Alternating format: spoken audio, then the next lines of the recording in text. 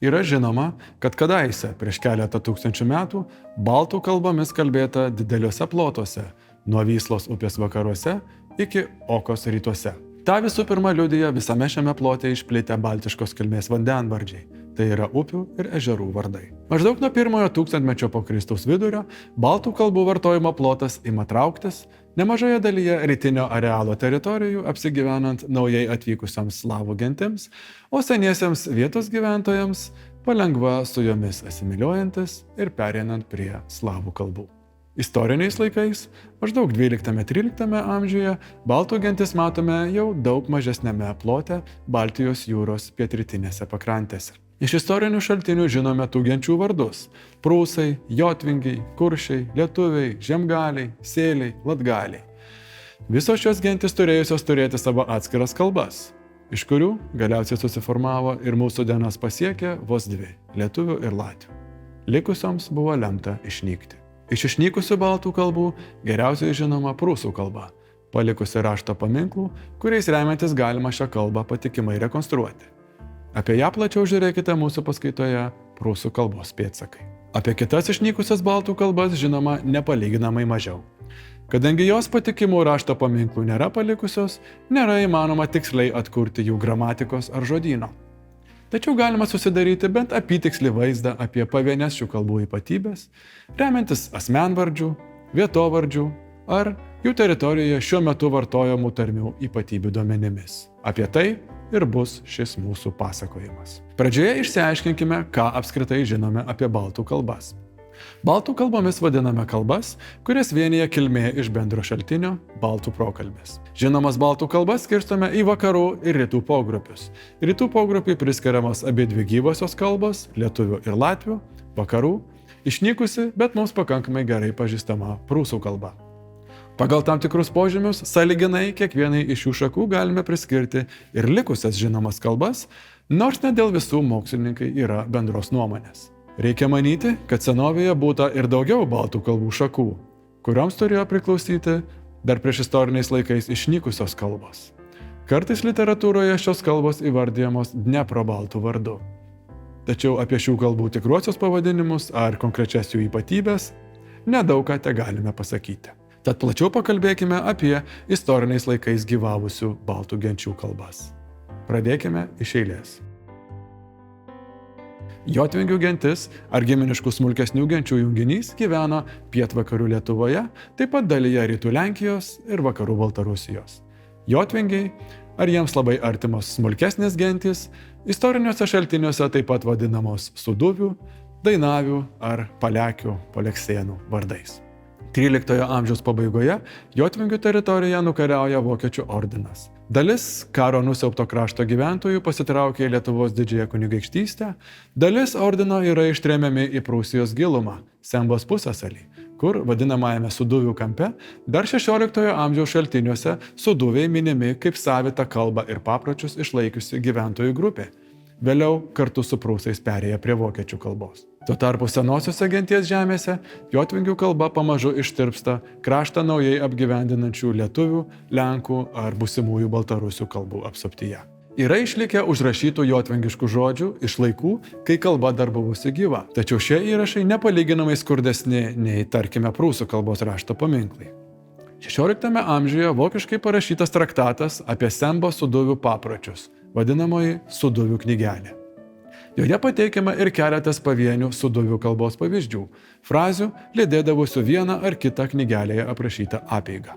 Pavyzdžiui, kalbant apie vestuves, rašoma, kad tėvų namus paliekanti jaunoji su namų židinio ugnimi atsisveikina žodžiais: Ohoho, moi mylė svente panike, o mano miela šventa ugnelė. Į jaunikio namus nuotaką atvežęs vežėjas pasveikinamas žodžiais: Keleveze periat. Vežikas atvažiuoja. Laidotuvių apeigose, vežant velionį, nelabasios dvasios vaikomos fraze: Bėgėti, bėgėti peikolė, bėkite, bėkite velniai. O minėdami mirusįjį, šventinės vaišes suduviai užbaigdavę apeiginiu užgerimu, lydimų frazės: Kals poskails, ans parantars. Sveikas pasveikas, vienas per antrą. 16 amžiuje jau kelis šimtmečius Prūsų kaiminystėje gyvenusių jotvingių suduvių kalba matyt turėjusi nedaug tesiskirti nuo ir taip artimos prūsų kalbos. Tad dažnai šios frazės analizuojamos kaip prūsų kalbos pavyzdžiai, kuriuose sunku beišskirti ką specifiškai kitokio nei prūsų kalboje. Kiek kitoks, galbūt labiau pietinių šnektų kalbos variantas atsispindi dar viename galimai jotvingių kalbos paminkle. Tai vadinamasis Lenkų jotvingių kalbų žodynėlis, lenkiškai Poganske gvaris Narevo. Tai yra pagonių šnektos nuo Narevo. Šį žodynėlį 1978 m. vasarą kažkokios vėliau dingusios senovinės knygos gale ranka prirašyto teksto į porą sąsiuvinio lapų esą buvo nurašęs vienas baltarusių jaunuolis, vėliau savo nuorašą perdavęs baltų kalbų tyrėjams Vilniaus universitete. Kadangi žodynėlio originalo niekada niekas išskyrus minėtąjį jaunuolį nėra matęs, o nuorašas labai vėlyvas, nemaža dalis baltų kalbų tyrėjų šio teksto patikimumą vertina gana skeptiškai. Tačiau jei minėtojų istorija tiesa, prieš mūsų akis galbūt atsiveria išsamiausias mirusios jotvingių kalbos liudijimas. Be šių skurdžių įrašų, jokių kitų tekstų jotvingių kalba išlikę nėra. Tačiau bent jau apie kai kurias šios kalbos ypatybės galima spręsti iš netiesioginių šaltinių. Visų pirma, istoriniuose šaltiniuose užfiksuotų jotvingiškų vardų, taip pat vietovardžių, kurių kai kurie savo jotvingišką formą gali būti išlaikę ir iki šių dienų. Be to, spėjama, kad ir kai kurios buvusioje jotvingių teritorijoje vartojamų dabartinių lietuvių, o gal net ir lenkų bei baltarusių tarmių ypatybės gali būti atsiradusios dėl kadaise išnykusios jotvingių kalbos poveikio. Kokios gi tos ypatybės? Galime nebejoti, kad jotvingių kalba priklausė tam pačiam vakarų baltų kalbų pogrupiui, kaip ir išnykusi prūsų kalba. Kaip kalbėjome paskaitoje apie prūsų kalbą, viena pagrindinių vakarų baltų kalbų ypatybių laikytini iš baltų prokalbės paveldėti dvibalsiai ei ir ai, tais atvejais, kai rytų baltų kalbose jie pavirtę ie. Ar pamename? Prūsų deivs ir lietuvių dievas, latvių dievas. Prūsų deinan, lietuvių diena, latvių diena. Kad jotvingiai, kaip ir prūsai, sakė ne dievas, o deivas, vis dar liudija Deivoniškių kaimo pavadinimas Marijampolės apskrityje, o kad Liepą vadino Leipa, rodo, kad ir Leipalingio miestelio pavadinimas Alytaus apskrityje. Kitur Lietuvoje šias šaknis turintis vietovardžiai jau skamba kitaip. Pavyzdžiui, Dieveniškės Vilniaus ar Liepalotas Kauno apskrityje. Ta pati ei matome ir vietovardyje Veisiejai ar senosiose kronikose užfiksuotame jotvingio varte Preisingis. Palyginkime lietuvių viešėti ar priešas. Su prūsais jotvingius sieja ir vietovardžiams ypač būdinga priesaga ing, pavyzdžiui, apsingė, nedingė, stabingis ar tas pats leipalingis. Senuose vietovardžiuose gali būti išlikę ne tik jotvingių palikimą menantys pavieniai garsai ar priesagos, bet ir ištisos žodžių šaknys. Iš jų mes sužinome, kad jotvingiai, pavyzdžiui, baltą ir juodą spalvas įvardijo tais pačiais žodžiais, kaip ir jiems giminingi prūsai, tai yra gailas ir kirsnan. Šie žodžiai paliudyti tiek senosiuose prūsų tekstuose, tiek jotvingių laikus menančiuose Gailinto ežero ar Kirsnos upės pavadinimuose.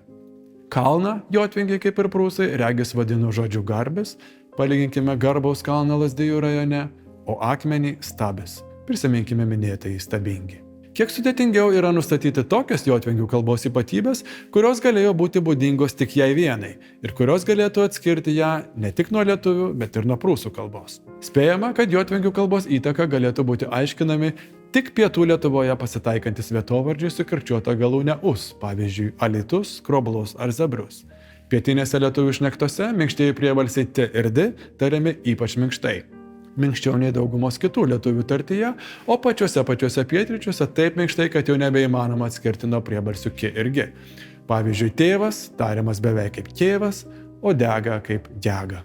Ši ypatybė kartais irgi aiškinama jotvingių kalbos įtaka. Galbūt minkštųjų ki ir ti painiojimą atspindi minėtojo Lenkų jotvingio žodynėlio užrašymai teter 4, tit, kitas ir panašus.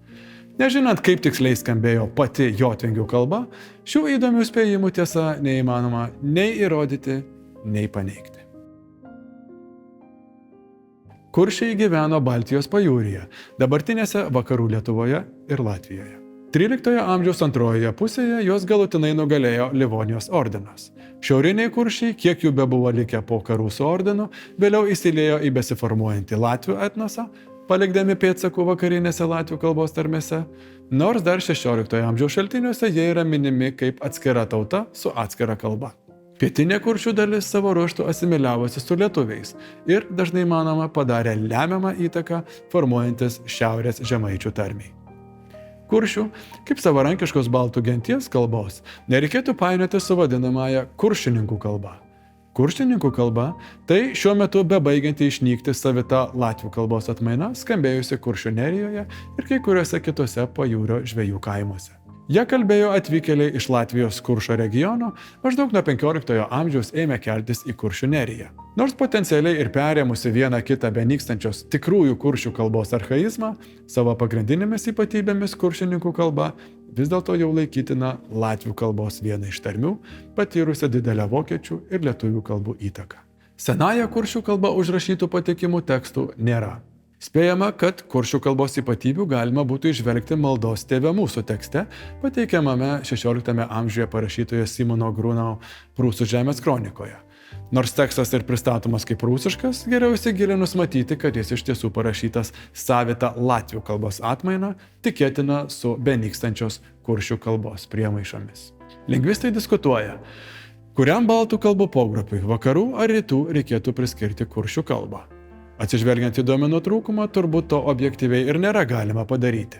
Kad ir kaip bebūtų, su vakarų baltais prūsais kuršius visų pirma sieja ta pati ypatybė kaip ir jotvingius. Išlaikytas dvibalsis ei, greičiausiai ir ai, vietoj lietuvių ar latvių i. Palyginkime senuosiuose šaltiniuose užfiksuotą vietovardį Leipjezemė.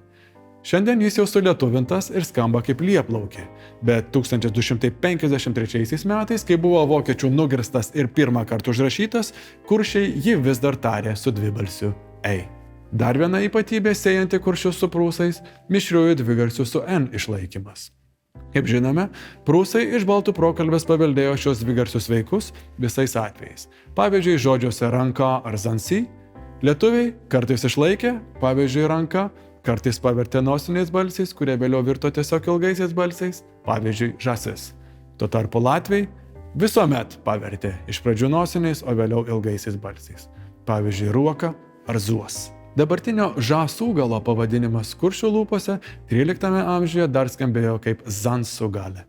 Na, o latviai, kalbėdami apie gintarą, vietoje istoriškai laukiamos formos dzitars, iš tiesų paliudytos kai kuriuose atokesnėse šnektose, iš kuršių kalbos pasiskolino ir visuotinai ėmė vartoti formą dzintars, nes Latvijos teritorijoje pagrindinės gintaro gavybos vietos buvusios būtent Kurše.